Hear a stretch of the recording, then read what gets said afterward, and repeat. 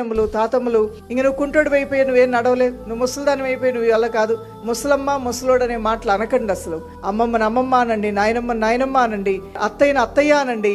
అలానే కోడల్ని కోడలుగా చక్కగా పిలవండి. నీ ఇంట్లో ఒకరినొకరు చూసుకున్నప్పుడు ప్రోత్సాహకరమైన మాటలు మీ జీవితాలని, మీ జీవిత నావని అద్భుతంగా ముందు కొనసాగే విధంగా సహాయంగా ఉంటాయి. ఒక 10 వ్యర్థమైన మాటలు మాట్లాడే కన్నా ఒకటి జ్ఞానంతో కూడిన మాట నీ ఇంట్లో మాట్లాడు. ఒక ప్రోత్సాహకరమైన మాట నువ్వు మాట్లాడు. ఒక ఎంకరేజింగ్ వర్డ్ అనేది నువ్వు మాట్లాడటం అనేది నువ్వు నేర్చుకోవాలి. నీలో ఉన్నటువంటి స్వభావసిద్ధమైన గుణంలోంచి బయటికి రావాల్సిన టైం వచ్చినప్పుడు వచ్చేసేయాలి. వచ్చి నీ మాట విధానాల్ని మార్చుకోవటం అనేది చాలా ఉత్తమమైనటువంటి కార్యం. ఎప్పుడు నువ్వు అనుకున్నట్లుగా ఎప్పుడు ఒక వ్యక్తి చెడ్డవాడుగా ఉండడు. కఠినంగా ఉంటారని నువ్వు ఒక్కసారి నీ నిర్ణయం నువ్వు తీసుకోవద్దు.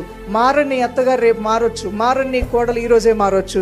మార్పు అనేది సర్వసాధారణం. ఒకవేళ వారు మారటానికి అజ్ఞానమో హృదయ కాఠిన్యం ఉన్న నీ దేవుడు మార్చగల సమర్థుడై ఉన్నాడు. హల్లెలూయా.